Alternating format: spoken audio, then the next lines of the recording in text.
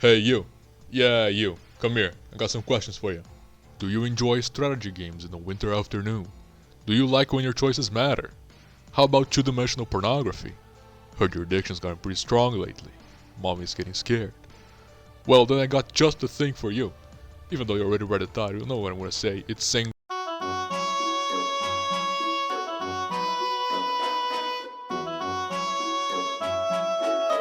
In this series we follow the wacky adventures of the best vision protagonist across the whole world, this time ravaging the fictional land of Japan. 7th game out of a series of 10 and with one of the best gameplays out of the whole series spread across 5 routes that will beat your gacha addiction senseless and may consume your life for 1 to 4 months at a time. The game starts by giving you a brief introduction to the situation and soon drops you into combat without any tutorials, which may prove a bit difficult for the less well down, but don't worry, we can get through this with some practice. And after that you'll be greeted with this screen, and you better get used to it because this is going to be your home from now on. First instinct's probably gonna be to click on the blue area because your monkey brain tells you that blue equals good. And this is where the visual novel part of this game actually comes in. Events. They can show up at the start of your turn, in an enemy's turn, when you attack a province, when you conquer a province, when you fulfill certain conditions. They're everywhere. They're confined to these categories. They'll be your way to progress the story and interact with your characters. After that, baby here is gonna tell you that defense is all you need to do to beat the game. But that's actually just the game lying to your fucking face. So we tell her to eat shit and that the game ain't gonna play itself. Kill, steal wife, ride wife, sat bonus, life good. Repeat. Sprinkle in some story and some cute girls and you got yourself a pretty decent gameplay loop. Except not really, I lied to you. This game has a fuck ton of character and nation specific mechanics that will get you by surprise if you get caught lacking. And soon enough you'll be working with or around each mechanic to get the most out of each nation. Or not, or you can just be a gorilla brain and try to knuckle your way through. Top that off with some RNG and you got yourself a game with a lot of replay value. And I haven't even touched on the score. Yeah, this thing here actually matters. After completing the game once, every time you start a new run, you get this menu. Now you can change the difficulty and net yourself some pretty good bonuses, being items and characters, even characters from enemy houses which, if you pick it, now they're gonna start the game at war with you. If you unlocked it of course, which you haven't, because the unlocking starts now. And to get a high score, you start the game at the highest difficulty you're actually willing to put yourself through, and to complete these objectives, here's how much they're actually worth doing. Can't live without a die at a bonus anymore.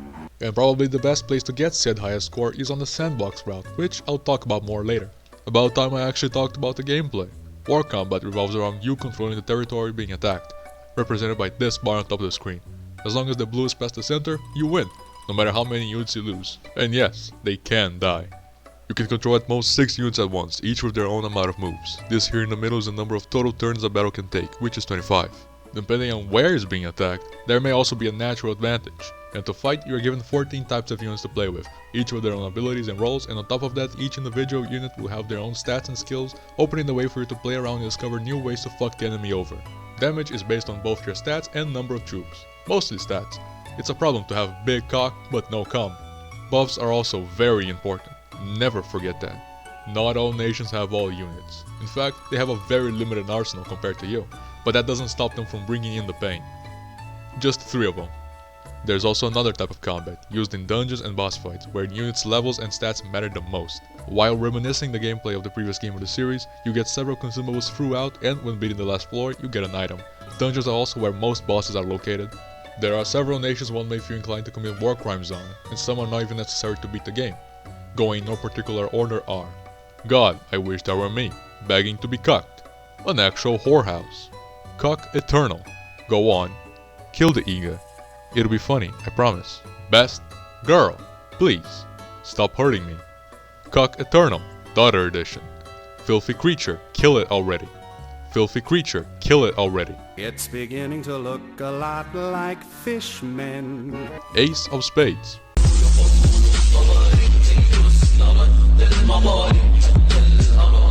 Clown Fiesta, Stalker, Cripple of Pripyat, Mad Max, Break Your Spine, Kakami Street, each with their own characters, stories, and events, and they are not created equally. Some nations are better than others, some nations will destroy you better than others, and the same applies to the unique characters and their interactions. Some are very well written, and others are mostly hit or miss. Satisfaction is also a big part of the gameplay. No, not yours, put your dick away. For now. You get it mostly from conquering the capital of a nation and through completing events. And yes, it isn't the way you're thinking of. Though the hentai aspect of this game gets easily overshadowed by the gameplay, and it's clear to see why. It's mostly just a single image with slight variations, plain text, and background music, as most Rance games don't actually have voice acting. But beware, if you play this game too much, you might end up like me. Now I can't have sex without a banger remix of the Eastern German anthem blasting in the background. Every milestone of 10 gets you an event that gives you the option for a bonus. Most of them are usable, but they're not all cut from the same cloth. On top of that, each character also has a relationship meter that unlocks more events the higher it goes. Upon filling all 7 holes, sometimes multiple times, and doing their respective events, they also get a bonus of varying quality, further boosting the individuality of each unit. Now that I touched on it, I gotta talk about the music. I would not be doing this game justice if I didn't. You've been listening to it in the background already. Every song in this game fucking slaps, as it does in every game in the series. But Sengoku manages to bring it to new heights. It's impressive how a porn game can have such an incredible soundtrack. You can push the highs even higher and sink the lows even deeper. It's always the perfect mood whenever it shows up. I highly recommend listening to the soundtrack every day. You don't have a choice. I can force you. The game is split into several routes. On your first playthrough, you're locked into the true route, and on the second runs, the other 3 become available and are of, again, varying quality. Though the requirements to enter each one can be a bit vague, because as per usual the game doesn't tell you. They're there. Find them. You're more likely to stumble upon one than discovering the requirements naturally. And that's where the wiki comes in. Given how long the game has existed and how fanatical its following is, the wiki is complete with everything you could ever need. Don't use it on your first run though, as you ought to experience it raw.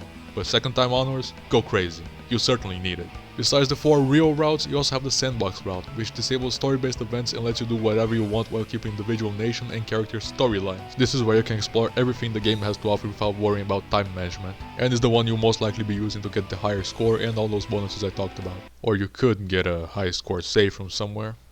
Just know that I will not respect you as a person. So far I only talked about the positives, but I gotta touch on the negatives for a bit. Sudden difficulty spikes and general lack of in-game explanations makes for a very trial and error experience. Saves coming to manipulate RNG is the name of the game, and you're gonna have to do it constantly. And I should probably address the elephant in the room. It is the main depiction of porn throughout the series, though it's mostly the entry bar, because that's not as bad as it gets. And if that puts you off, you can always try the streamer version available on Manga Gamer, that censors every sex scene, and then you can also skip the text and still enjoy the gameplay. If you're so put off by it that you don't even want to touch the game, but fuck you I guess, go play Eiyu Senki, pussy man. If you've watched until now and think this is the game for you, or if you just want to support the translations, I suggest buying it on Manga Gamer. Not sponsored, they just bought the rights to translate this franchise and I want to play X before I leave my mortal coil. Thank you for watching.